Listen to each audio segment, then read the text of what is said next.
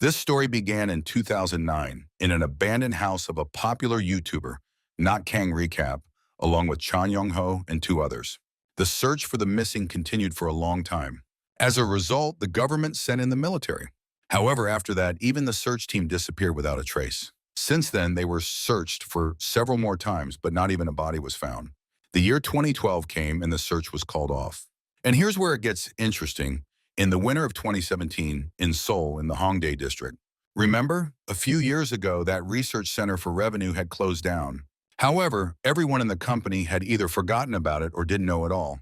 But people had gone missing there. Suddenly, the leader announced that they, the paranormal club, would go there at night. However, it seemed that only he was excited about it. The rest were shocked, to say the least. Suddenly, the blonde girl declared that she would never go there. Meet Chen-ni, she's 21, studied abroad once, loved cute things, pretended to be modest, but was actually up for any adventure. The prettiest girl in the foreign language department. The neighbor nearby asked to talk to her since last time because of Chen-ni. They didn't go anywhere. That was in Chung-hao, 24 years old, the head of the Paranormal Research Club, heir to a famous mafia family, loved adventures, philosophy major. Another short girl chimed in that she would love to go. She was bubbling with energy for action. And that's Liu Huizhen, also 21, the mascot of the mechanical engineering department, looked like a hamster, a legend in horror games, and just the life of the party. She was supported by a big guy who even promised to protect the temperamental Chen-ni. Meet Ma Jinfeng, he's 26 and, how to say this politely, intelligence is not his strong suit, returned to the physical education department after a break, but is really talented in sports. He grabbed the neighbor and he asked if he was going with them too. And the last one in the group, Li Juan, 23 years old and a coward. The only guy in the nursing department, and once again, a coward. Then An Cheng-hao slammed his hand on the table in frustration. Because these cowards were getting on his nerves, what was there to be afraid of? Li Juan could name a million reasons. Chen-ni was even more annoyed, as how could Cheng-hao not understand that people had gone missing there? However, he just snorted because he thought Chen-ni was overreacting with the crazies. But the others didn't think so. Then An Cheng-hao yelled at them not to be afraid. He mentioned the guards outside sent by his father, and they would protect them. Let me remind you that those guards felt shivers down their spines when they heard where they were planning to go. And another one was texting with a lovesick look. But An Cheng-hao assured everyone that with the guards, they would be safe. Speaking of the guards, one of them was a giant man who instilled fear just by his presence. He stood obediently by the bar, but couldn't wait for them to leave. The big guy kept looking at his watch and trembling the whole time. He could no longer fight these emotions. Anger was taking over him. The guard had to get home early this time. After all, it was the day to water his flowers. Meet Sun Jung-gu. He looked very old, but he was only 35 and very sensitive, adored his flowers. If he didn't water Jerry the Clerodendron Thompson, its leaves would start to fall off, and then it would get sick. And this morning he noticed another guard stood nearby. He was so positive and asked Sun Jung-gu not to scare the kids with his killer aura. And that's Chang Chang-jae, he's 33, adored his daughter, very cheerful, and loved to joke around with people. And this time he joked that Sun Jung-gu was worrying about his plants again. He should have taken a look at that cute photo with his daughter. Chang Chang-ji started kissing his phone, his voice turning into an ultrasonic squeal. Sun Jung-gu already had blood coming from his ears. He just wanted to go home. The Almighty heard his prayers, and the boss came out. Sun Jung-gu even slightly wet himself from joy. The whole group came out, firmly deciding to head to the abandoned building. But was this a good idea? Suddenly, a strange feeling ran through Sun Jung-gu's body. And it wasn't wet pants from joy. He was surprised himself, unable to understand why. However, his thoughts were interrupted by An Cheng-hao. Sun Jung-gu said it was already quite late, so the boss should better head home. But the drunken An Cheng-hao didn't want to end the fun. Sun Jung-gu said that the boss was worried about him, and the boss agreed. But not in the way he wanted. He said his father was worrying for nothing. He would call him and ask to hire a car. The guard didn't understand why that was necessary. The team suddenly perked up, saying they wanted to celebrate the start of their winter break, so they would go to the abandoned building. An Cheng-hao ordered not to upset the guards because he promised to pay them extra. But Sun Jung-gu was already mentally burying his flowers, while Chang Chang-jae was already imagining how he would buy his daughter a bunch of new toys. But he had no choice. They had to go. He could only lead them faster so he could return home sooner. Suddenly, Sun Jianggu noticed that the moon was also quite strange. Meanwhile, An Cheng Hao said they had already rented a car so they could set off. But first they decided to take a group photo. That day, the moon seemed to be laughing at them. The guards were also invited to take a photo. If only Sun Jianggu had listened to his feelings back then. If only he could have forced them to go back home. She could have admitted that she was scared and refused to go to that place. If only he had been braver back then. And if only he had been at least a little more cautious. If only they hadn't gone to that cursed place, everything would have turned out differently. 7 people arrived at the abandoned complex. And while no one knew if they would be able to return alive, Liu Huizhen was having fun scaring Li Jiwan along the way. Meanwhile, they had already arrived at their destination. Suddenly, An Cheng Hao stopped abruptly. He was overwhelmed with excitement about this place. And Cheng Hao thought it was really cool. This was exactly what he wanted. He shouted that he missed this atmosphere of fear, and Chen Ni called him a pervert. Sun Jianggu asked everyone to be more careful and not to leave the group. But An Cheng Hao was already on the verge of rushing into this nightmare. The rest behaved like kids on a field trip, experiencing everything for the first time. The positive Chang Changji was happy that everyone was energetic and cheerful. Sun Jianggu was also happy because he thought of a way to scare them and said that in movies the first to die were those who misbehaved. And it really worked, but why even come here if they were already scared? So the guards suggested checking the building from the outside if they were so afraid and head back home earlier. Besides, the doors were probably locked. That's what Sun Jianggu thought, but at that moment Chang Changji just broke the lock. The doors opened with a typical horror movie creak. Inside it was very dark. The smallest one went in first, seeming to be the least scared of all. Liu Huizhen was even fascinated by all of this. While the rest were complaining about the cobwebs, dust, and darkness, someone mentioned mold, and Sun Jianggu sniffed. But it wasn't mold. The guard felt that painfully familiar smell. It was the smell of blood. His thoughts were interrupted, and Cheng Hao asked why the guard was frozen. He followed the rest, who for some reason didn't want to wait for him. And again, the typical scary story for kids. The door suddenly slammed shut. Boo! Everyone, of course, got scared. Let's be honest. Who wouldn't be scared? Sun Jianggu was the only one who decided to open the door again. But of course, now the door was firmly shut. So the big guy decided to force it open. He slammed it with all his body weight. But that didn't yield any results. It seemed the doors had suddenly turned titanium. Captain Sun began to sweat coldly. But he didn't show it and suggested to Changji to break down the door together. On the count of 3, they slammed into the door with all their weight. But that didn't yield any results at all. Sun Jianggu no longer hid that they were in deep trouble. Even An Cheng Hao tensed up, thinking this was probably a joke. As the only sane adult, Captain Sun asked everyone not to be afraid, but he should have been the one not to be afraid. He suggested they first find another exit or break a window. Speaking of windows, they were closed with metal shutters. Captain Sun suggested finding another emergency exit. He ordered everyone to gather because they were going to search. Suddenly, a scream echoed throughout the room. Then some laughter was heard. Suddenly, Sun Jianggu noticed something sinister. He told his boss to turn back. When suddenly something flew past him sharply, then near another guard, and then near Chen Ni. Even Liu Huizhen had hidden behind the door and was trembling with fear. Now An Cheng Hao decided to listen to Captain Sun's opinion on what they should do. As he ran, the floor began to crack sharply, as if Cheng Hao weighed 1,000 tons. Captain Sun immediately understood what was about to happen. The floor beneath An Cheng Hao began to give way.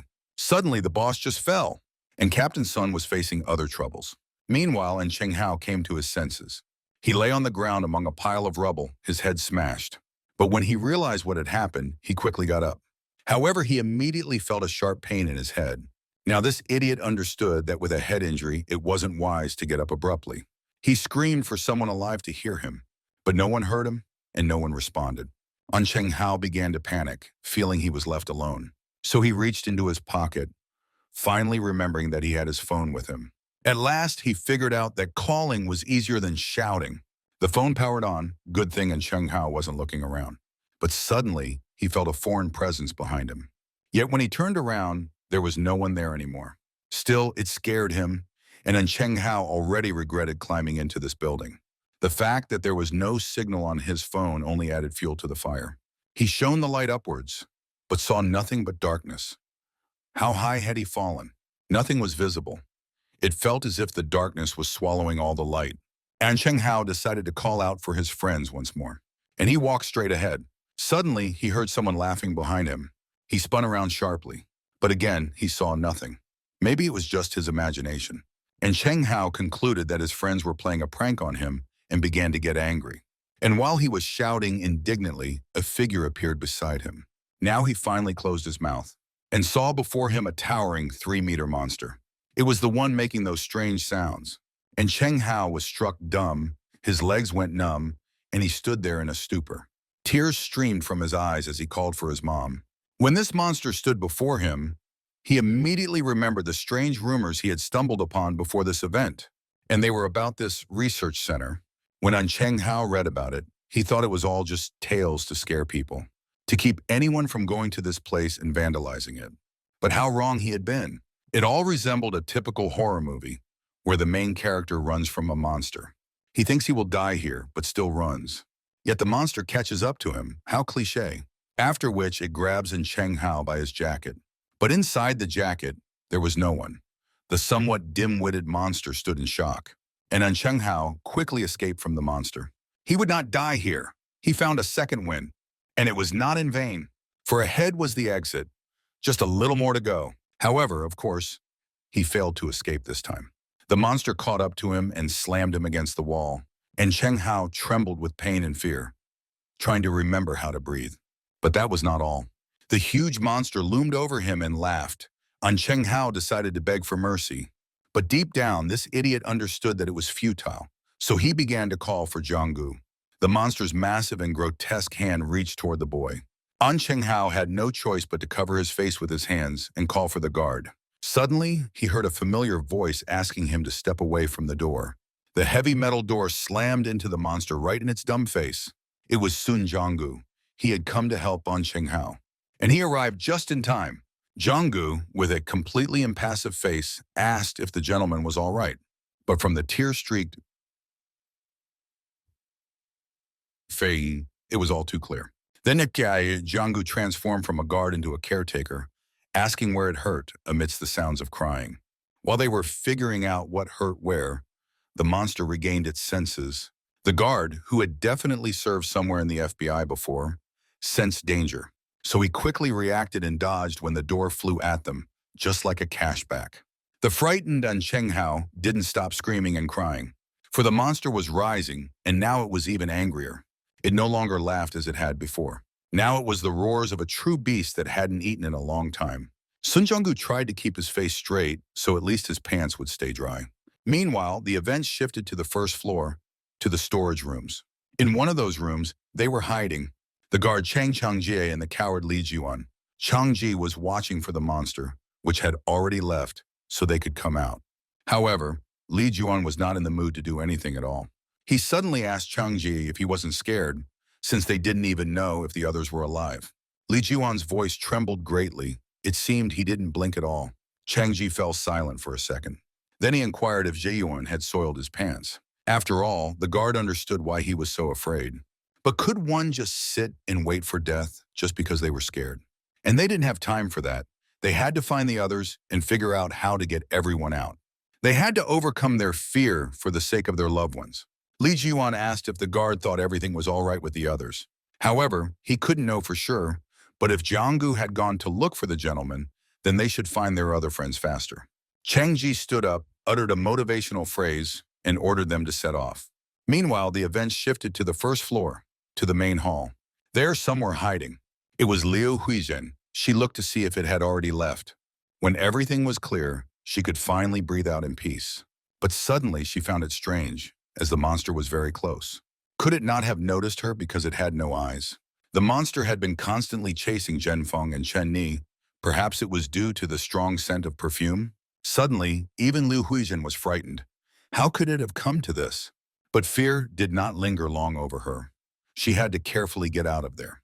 The events shifted to the second floor, to the medical office. There, it seemed the duck was having problems. His hand was covered in blood, but he didn't lose his positive attitude. He said the main thing was that Chen Ni was all right.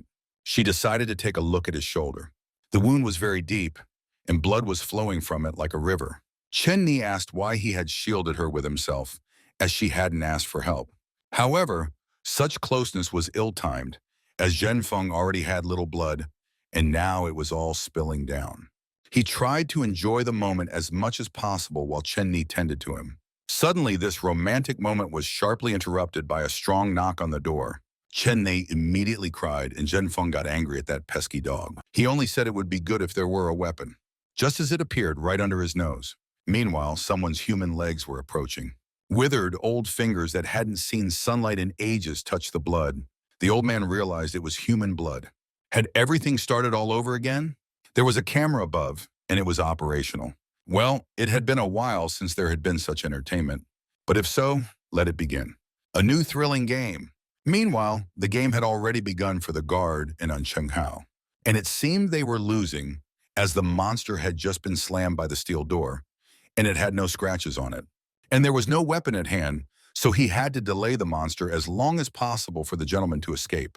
He decided to tell Cheng-hao about this, but the gentleman didn't want to leave Sun Jianggu. And meanwhile, the monster wasn't waiting. It lunged at the two of them. Sun Jianggu understood he had to do something very quickly, so he pushed Cheng-hao away. The boy didn't expect that. He couldn't keep up with all the rapid events happening. When he turned back, he saw the guard holding the huge monster like a ferocious bear.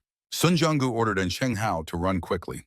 Inside him, two feelings were battling, but he still decided to obey. Although doubts still tormented him, how could he leave the guard with that monster? What a worthless person he was. After all, it was Cheng-hao's fault. He had brought everyone here. Lost in these thoughts, he didn't watch his feet and tripped, and fell flat on the floor. Tears continued to flow from his eyes. He called himself disgusting. Suddenly, someone approached and asked if Cheng-hao was all right. It was not the voice of his guard. A bearded man, who looked like he hadn't showered in ages, stood right in front of him. He asked Cheng-hao where that monster was. The events shifted to Zhenfeng and Chen Ni, where the boy was getting bandaged. Zhenfeng ordered her to hide behind him and run at the signal. He grabbed an axe and began the countdown. On the count of 2, he slowly turned the knob. And on the count of 3, Zhenfeng suddenly opened the door, hitting the monster that was behind it, after which he ordered Chen Ni to run quickly while he stayed behind. The monster was extremely enraged and roared like a wild beast. Zhenfeng was scared, very scared, but he stood bravely and awaited the attack. He swung the axe, after which he struck that scoundrel right in the neck. A characteristic sound of breaking was heard. Zhenfeng could breathe a sigh of relief, one less scoundrel to worry about. He turned to Chen Ni to make sure she was all right. If you didn't count that she was completely splattered with blood, she was intact. Chen Ni ordered Zhenfeng to take off his clothes. Then she started to scream. What did that scoundrel think he was doing? After 20 minutes, Chen Ni was already in a clean shirt that was 2 sizes too big. Zhenfeng remained naked and red with shame. He asked her to find him new clothes, but where? Chen Ni agreed, saying it wasn't cool to look at a naked body while she thought about how good his figure was. They found a room labeled changing room. The lockers were locked, but for the duck, that was no problem, especially when he had an axe. In the very first locker, there was clothes. He was lucky. Chen Ni asked him to smell the clothes to make sure they didn't smell like mold. When Zhenfeng did just that, a leaf fell from the clothing onto the ground. The letter to Director Z stated that everyone here was insane about the experiments of an unfinished drug, that several people had died, and the sender wanted to leave the country forever. Zhenfeng understood nothing, which was not surprising for him. Chen Ni realized that the letter had been written before the research center was shut down. Suddenly, she understood something, as if a current had passed through her body. She dashed to open the next cabinet. Chen Ni found it very strange that all the belongings and other items were still lying there. So what was the real reason this center was closed? Meanwhile, the events shifted to another room. Chang Changji peeked cautiously. He said there were no monsters here. Just then, Li Juan saw something ahead. He saw a large hole through which Cheng-hao had fallen. The guard decided to ask if the gentleman was still alive, but in response, he received only an echo. Changji suggested they leave, as it was dangerous here. But Li Juan saw something. Claw marks? The guard bent down to see better. And there they were indeed. And even on the wall, Changji concluded that there had been tigers here. At that moment, Lu Huizhen approached and said it would be more accurate to call them monsters, not tigers. At first, the guys didn't react at all, but then they jumped up in fear, just like little children. While Li Jiwan wiped the puddle beneath him, the guard regained his composure and tried to understand where it had come from. However, Liu Huzhen had been right there with them all along. They simply hadn't seen her due to her small stature. I thought the author just hadn't drawn her properly. Nevertheless, the guard wanted to know if Liu Huizhen had seen these monsters. And Li Jiwan wanted to know if Chen Ni and Zhen Feng were okay. She didn't know, but said the monster had gone after them. They needed to be saved. She recounted that after everyone had gone inside, the monster had attacked Jianggu. However, the guard had, of course, overcome it, after which he ran after An Chenghao, and that disgusting monster was left unconscious. Liu Huizhen decided that Jianggu had killed the scoundrel and respected the guard even more. But at that very moment, the monster suddenly got up. It sniffed the air. While An Chenghao was deciding what to do, suddenly she felt someone's presence. The same monster was nearby. Liu immediately covered her mouth so she wouldn't be heard. The huge monster was just a second away from her, but for some reason it didn't see her. And then it moved on. It was just in time, as Liu was nearly suffocating from holding her breath for so long. That's how she ended up here with the guys. While Li Jiwan was coming to terms with such a story, the guard wanted to understand more about the monster's eyes. They needed to help Chen Ni quickly. If the monster reacted only to smell, she was in danger. So they walked somewhere in the corridors of the first floor. Finally, they found something, as these corridors seemed endless. They saw Zhen Feng's belongings. Li Jiwan immediately realized that the items were covered in blood. The guard approached closer. He saw a wounded shoulder. The coward kept asking everyone if their friends were okay. Changji reassured him that it was just clothing and suggested they follow the trail of blood. However, it turned out they weren't the only ones searching for friends. That man also stopped because he saw an open changing room in front of him. He found it. The events shifted to the underground floor, to Jianggu. A monster stood before him, and at that moment, the guard remembered his plans. What a stroke of bad luck. He was so furious at this scoundrel for ruining his plans. His body was almost steel-like, and he had no weapons either. And the monster wasn't going to wait, it simply attacked its prey. However, Jianggu was not one to be frightened and bravely took the hit. Even though he was a monster, he still had to breathe. Jianggu performed a trick that further confirmed his connection to the FBI, after which he tightened the tie around the monster's neck even more. There was so much aggression in its body and hands. He did this for fun and for his plans. The monster didn't want to die. It tried to resist, although it was difficult. Suddenly, it tore the tie with its tongue. Was that the Hulk? Jianggu didn't expect that at all. He was thrown back sharply. The monster didn't miss the opportunity and swung at the guard, but he dodged. However, not completely. After all, Jianggu took a hit. He was thrown back sharply. His back was severely injured, but that wasn't his biggest problem. Jianggu was increasingly convinced that the monster was made of iron. Suddenly, that man was surprised that the guard was still alive in a battle with such a monster. He approached them and suggested they first ask the monster to leave. He apologized in advance, after which he took a deep breath, and then screamed very loudly. So loudly that even Jianggu had to cover his ears to block out the horror. And it worked even better on the monster. It simply ran away like a small child. The man complained about his throat while Jianggu tried to understand what had just happened. He asked who the stranger was, but answering immediately wouldn't be as interesting, so he suggested they leave first. The events shifted to the changing room with Chen Ni and Zhen Feng. The same man stood before them and asked what was so good about this place that they decided to come here. Did they even understand what kind of place this was? Chen Ni immediately decided to pounce on him with questions about what he was doing here. The events returned to the underground floor, where Jianggu asked the stranger the same question. Finally, he confessed. His name was Li Huan, and he was the one responsible for this hell as the manager. And at the same time, he was a scientist locked up here. Jianggu didn't understand how he could be locked up here. How was that to be understood? Chen Ni also found it strange that a scientist was in an abandoned place. It turned out he had been here for 40 years. He saw that they all had awakened interest, but to tell them everything would take a very long time. The history of this research center, and also the monsters that had lived here, there were many of them, and he knew that the people who came here wanted to know how it all began. The events shifted to the past 42 years ago, Professor Liu's laboratory. While he was sleeping on the couch, they were trying to wake him up because a disaster had occurred. Li Hin was a professor of genetics. A whole crowd of scientists came to him. The atmosphere was tense. This was especially noticeable when the doctors began to fall silent and fidget when Li Huan asked what had happened. So they woke him up just to stand there and be silent?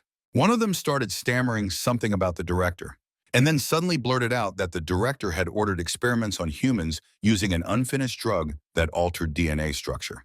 Professor Li Huan jumped up sharply and shouted, "This was simply unacceptable." To soften the situation, one of them added that the subjects of the research would be prisoners, condemned to death. But this only worsened the situation. The director had completely lost his mind. If the drug altered DNA structure, then with the slightest mistake, there would be side effects or even death. The professor understood that if they made a mistake, it would be death by their own hands. He was so furious that he decided to go and talk to that heartless idiot. Meanwhile, the director had a more interesting engagement. His body temperature rose, saliva was secreted. Oh, what a simple magazine could do. However, his pleasure was interrupted by Professor Li Huan, who burst into his office. The director was quite frightened, but from such stress, all traces of the crime had literally hidden away. Professor Li Huan leaned in close to the director and began to shout that people could die. However, the director said he didn't care about human life. The professor was left speechless by such a statement. How could he even talk like that? The director ordered him to calm down, as that was precisely why he took those who were on death's door. But what angered the professor was not who they were taking, but that they were not executioner killers. They were scientists. However, the director didn't care. He considered it a noble cause, as before death, those scoundrels would do something good for society. And in general, the professor should think about his family. After all, he should understand that only through his participation in the research could his family enjoy life in a safe place. Otherwise, who knows what would happen to his family. Professor Li Huan seemed about to explode. His patience was at its limit. The director said it was all for the sake of their country. Li Han gritted his teeth in agreement. And Cheng Hao couldn't even imagine that such things were happening here. But now peaceful times had come. The war of 40 years ago had long ended, and the country was developing. The professor felt sad that everyone had already forgotten about this place. Suddenly, Jianggu realized that these monsters it wasn't hidden. The professor said they were death row inmates on whom experiments were conducted that year. But they were merely witnesses to their failures, except for one, the most dangerous one, the only inmate who successfully underwent transformation. He killed more than 50 citizens, using his military status. The professor had never seen anyone more disgusting. The most horrific serial killer in history, He Qingji. The subjects were brought in groups. As they walked through the corridors, they witnessed horrific sights accompanied by equally horrifying screams. He Qingji calmly observed it all, understanding that he would face the same fate. But something happened that sent a pang through his heart. An unforeseen situation arose where a subject became unwell, and they tried to save him. But then Professor Lu Huan stated that subject number 34 had died. Tears streamed from his eyes as he declared that he had had enough of this. The professor locked eyes with He Qingji, and instead of fear, he saw a smile on the prisoner's face. The smell of blood and medications mixed with the stench of death that permeated the place. This place was no different from a battlefield. The only difference was that this time it was He Qingji who was bound. His thoughts were interrupted by Professor Lu Huan. He stepped inside to see the subject. It was subject number 36. He Qingji calmly asked if they wanted to turn him into a super soldier, but the professor remained silent. The prisoner pressed on, asking why they conducted experiments on prisoners. Then he inquired if the professor was not afraid that one of the subjects would become stronger and kill them. This frightened the professor, who insisted that such a thing would not happen. He Qingji asked why that was, but then he answered himself, saying it was because all the subjects would die anyway. This puzzled Professor Lu Huan. How could this scoundrel speak so calmly about his own death? He felt more concern for He Qingji. But the professor had to do his job and said he would administer painkillers before the test. But He Qingji refused. After all, as he understood, it wouldn't help. These words broke Lu Huan's heart. He agreed that it truly made no sense. The professor suddenly began to confess that neither stabilizers nor painkillers had any effect because the body's cells were literally starting to rebuild themselves from scratch. Silence fell. Suddenly, He Qingji stood up and requested that instead of painkillers, he would like the professor to tell him everything. He wanted to know the details of the experiment since he was going to die anyway. The professor exhaled. For some reason, he felt a lightness in his heart. And he began to explain, even sitting next to Hichingji. It turned out that during the cell restructuring, the subjects died from excruciating pain. The prisoner asked if there were no other outcomes. But there were. The soft tissues of the subjects, like their eyes and skin, simply sloughed off.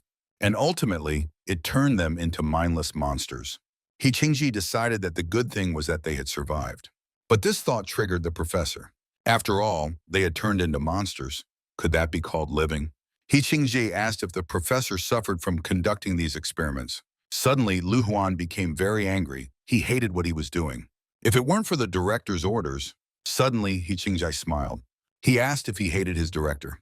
Hichingji stated that Lu Huan should know him and knew that he had killed more than 50 people. Suddenly, the professor's heart raced, and all sorts of dark thoughts flooded his mind. Hichingji asked if Liu Huan knew why he killed them. It was all because that was their will. The professor was in shock. For some reason, his chest ached. Before Hichingji's victim died, they begged him to kill another person, and so he did, one after another, again and again. Now the choice was up to the professor. It all felt like being in a trance. What Hichingji was telling him. He asked if the professor's experiment would succeed this time. Then should Hichingji kill the director? This proposition was very tempting, and Professor Lu Huan agreed. As you might have guessed, he regretted that agreement. Hichingji told him that when it happened, he would spare the professor. But for that, he had to play a game with him. And the lives of people would be at stake. They were the ones being wagered. Then Professor Lu Huan realized the mistake he had made. It was a deal with the devil himself. Of course, the game would only begin if he survived. And Hichingji also knew that there was one last emergency exit left in this place. So he would take the professor into account and start luring people. If they trusted Lu Huan, they could escape together from this place. But if they trusted Hichingji, or if they didn't trust anyone at all, it was a deal in which, in any case, the professor remained at a loss. He would never win in it, because all he wanted was for him not to kill anyone anymore. But under the terms of the deal, everyone who trusted Hichingji, they would all die. So the professor, or whoever it was, told them that if they didn't trust him, they would surely die. Chen Ni and Zhen Feng were outraged. Who would like such a thing? However, she realized that the professor was right, and if they wanted to escape, they had to trust him. But even so, the probability of their survival would not be higher than 50%. How did it come to this? Suddenly, Zhen Feng told Chen Ni that he would like to trust him. He asked her to trust him. Zhen Feng declared that no matter what happened, he would definitely protect her. At such a statement, Chen Ni blushed deeply. She was even at a loss for words. But then she hit that idiot and asked him to take better care of himself. Chen Ni felt very ashamed. She didn't know any other way to express her feelings. The professor was furious. He had spent over 40 years alone, yet even here he thought it would be better if they just kicked the bucket. Suddenly someone entered, a familiar voice. The door was opened by Liu Huijin. Chen Ni screamed with joy upon seeing her friend. They embraced tightly. Due to Lu's small stature, she pressed against her friend's chest. Zhen Feng watched this and dreamed of being in Liu Huijin's place. In the corridor stood Li Jiwan and Chang Changjie. They rushed to Zhen Feng as if someone was glad to see him rather than Chen Ni. While everyone exchanged emotions and feelings, the professor waited for someone to pay attention to him. Finally, Chang Changjie spotted him. Now the professor had the opportunity to share the whole story once more. The guard wanted to clarify everything. If they didn't believe the professor, they would surely die. But if they did believe him, their chances were only 50%. Li Jiwan could barely stand. He couldn't shake off the thought that they would die. Still, he couldn't keep his balance and fell. Luckily, Zhen Feng caught him. Chang Changji had his own problems. He had little time and might not make it to buy a limited edition toy for his daughter. So the guard had no choice. They all had to trust the professor for now. He asked Lu Huan if his doppelganger was already not human, and it was Shunam. This was great news for Chang Changji. And if he was indeed the same Hichingji, then the guard would simply kill him, and then find another old man. Chang Changji asked how he liked that idea. Meanwhile, the company was in shock and couldn't understand how such a good father could wish for death so badly. Those two guards were very well-known figures and personal bodyguards of Cheng Hao, especially Zhang Gu. He was extremely dangerous if it came to protecting his master. Suddenly, the guard sneezed, and Cheng Hao decided he had caught a cold. Jonggu also realized that to increase their chances of survival, they had to trust this professor. And Cheng Hao asked what to do with the others if that was true. The professor didn't know that there were more people. In that case, someone among them would definitely encounter another professor. Now it was much more dangerous. Jonggu stood up, saying they had little time left. He asked where the emergency exit was, but the professor couldn't tell them. Besides, the professor was watching the monsters. If they escaped themselves and opened that exit, other monsters would follow through it. And that would cause hell and chaos on the streets of the city. And Cheng Hao was disheartened. He just wanted to have fun, not decide his fate. In Jonggu's mind, there was a monkey with plates, but he was trying to come up with something. Suddenly, he asked the professor for a favor. He wanted to know information about those monsters, their numbers, types, weaknesses, and everything that was known. And he also wanted weapons. Meanwhile, half an hour passed in the underground corridor. There was a blind monster trying to sniff something out. It didn't see that someone was watching it from behind. It was Jonggu. He nodded to someone. On the other side of the wall was the professor. He nodded back, meaning he accepted the signal. The monster was heading straight for the professor. Liu Huan stepped in front of the creature and apologized because it couldn't pass through here, after which he took a deep breath again.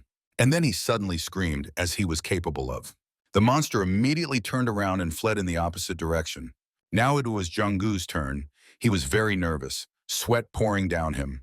But he had to be strong because his flowers were waiting for him. So he would definitely do this. He would definitely kill that scoundrel of a monster. Now there were two blind monsters, or rather, two halves of it. Pieces of blood and flesh splattered across Jonggu's body. He could finally exhale with relief.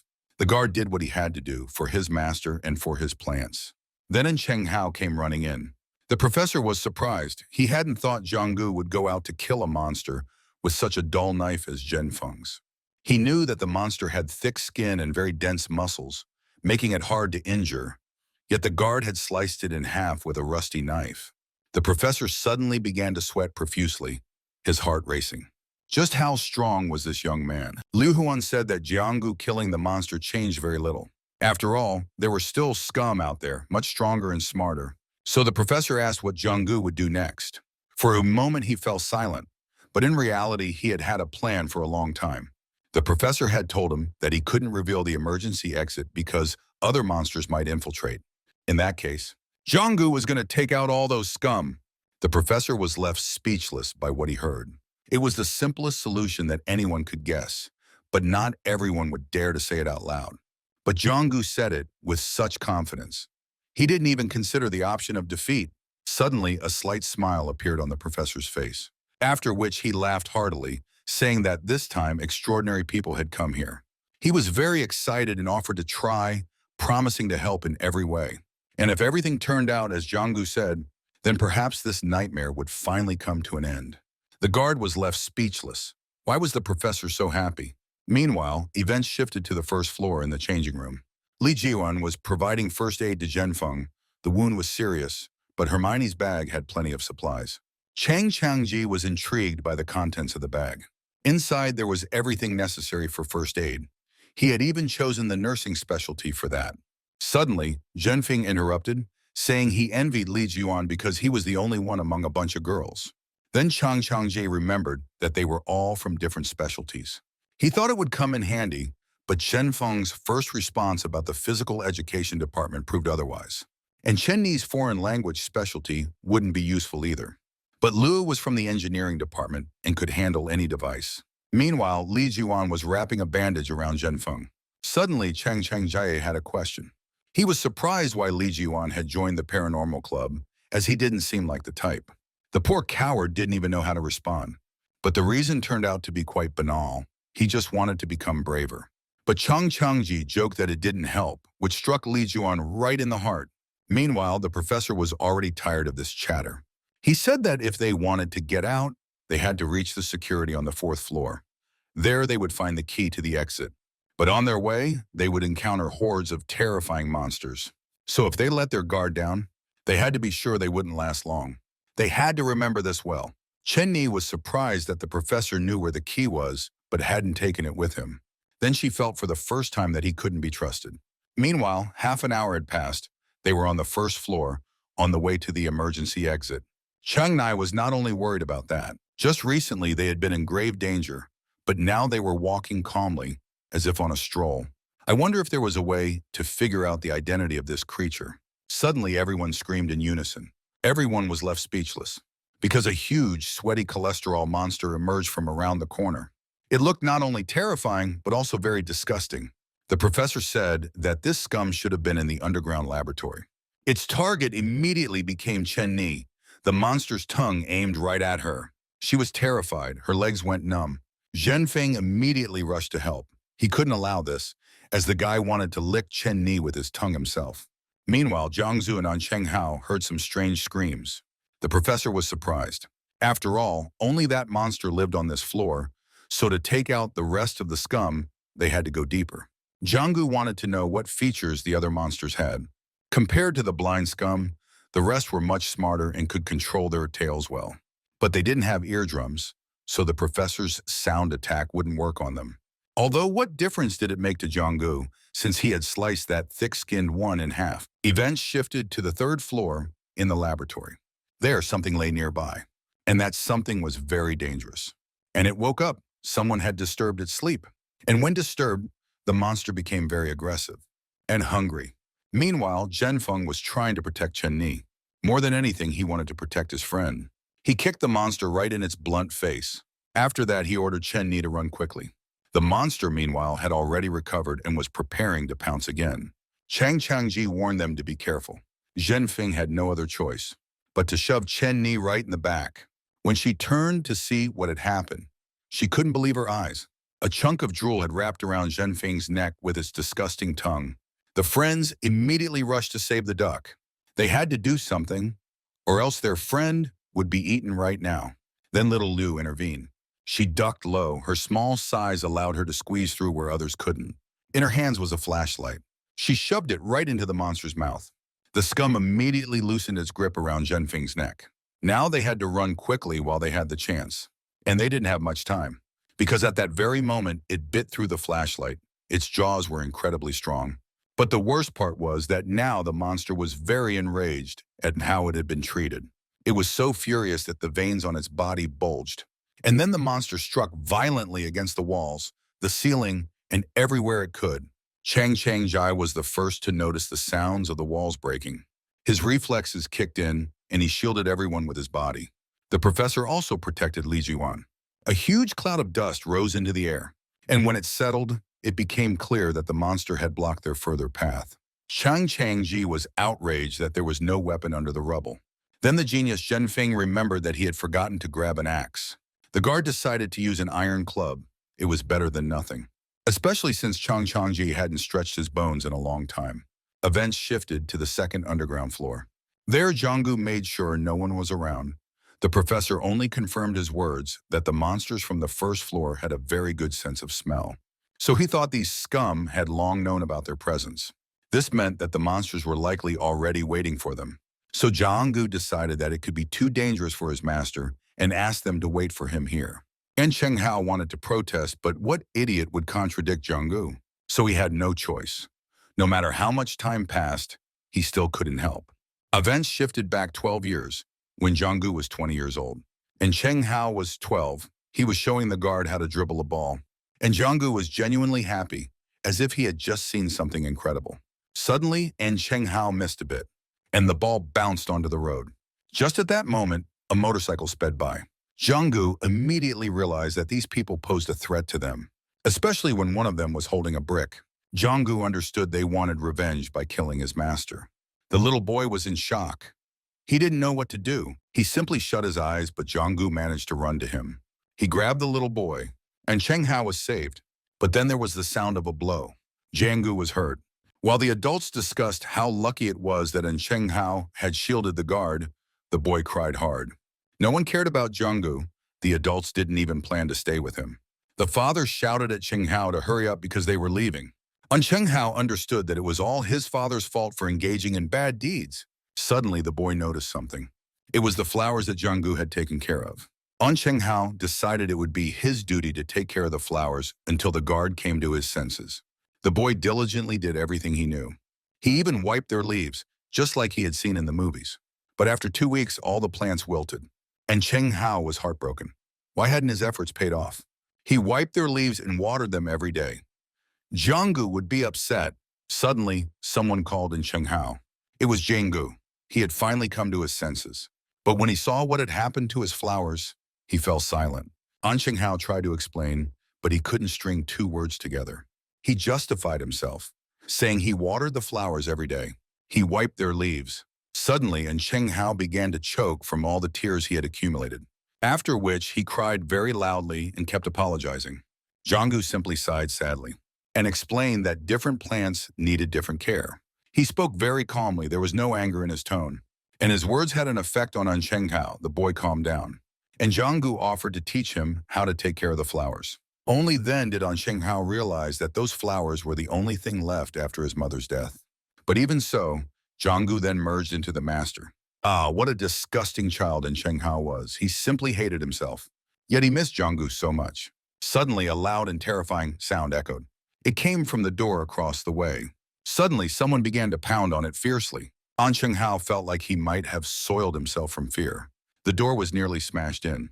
The boy was in a daze, his whole body went numb and wouldn't obey him. He understood that if this were someone with good intentions, they wouldn't be breaking down the door like that. Suddenly, a grotesque green hand with long claws appeared. An Chenghao told it not to come any closer. Then the monster's face emerged. It resembled a huge lizard with a crocodile's mouth. The monster relied solely on its sense of smell. Therefore, An Chenghao had no chance of escaping. All he could do was try to call for Jianggu. When the professor walked with the guard, he mentioned that it was suspiciously quiet here. Jianggu agreed and asked how intelligent these scoundrels were. They could be compared to a clever hunter. So they would probably aim for the easiest prey. There were two of them, and they had weapons. And that meant, meanwhile, another team was trying to deal with a different monster. Chang Changjai was preparing to confront it. However, he couldn't think of anything for a long time.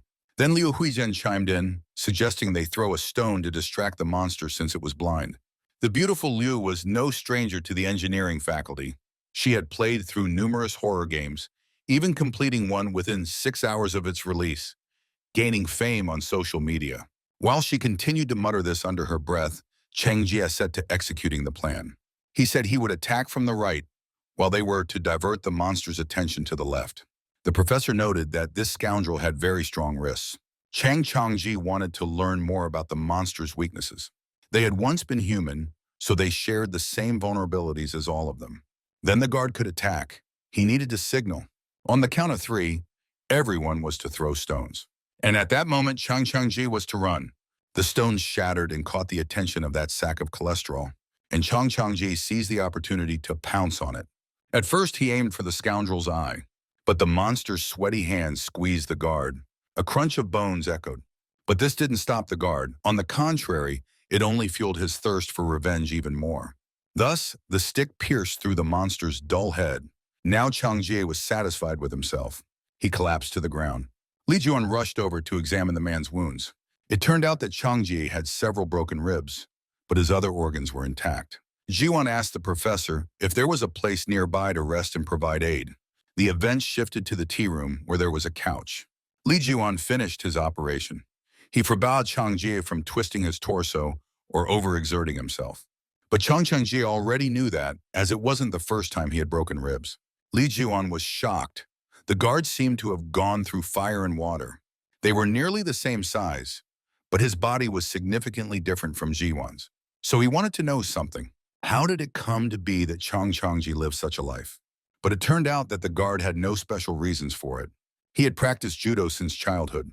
When he entered high school, he encountered a coach who only respected money, while Changji lived in poverty.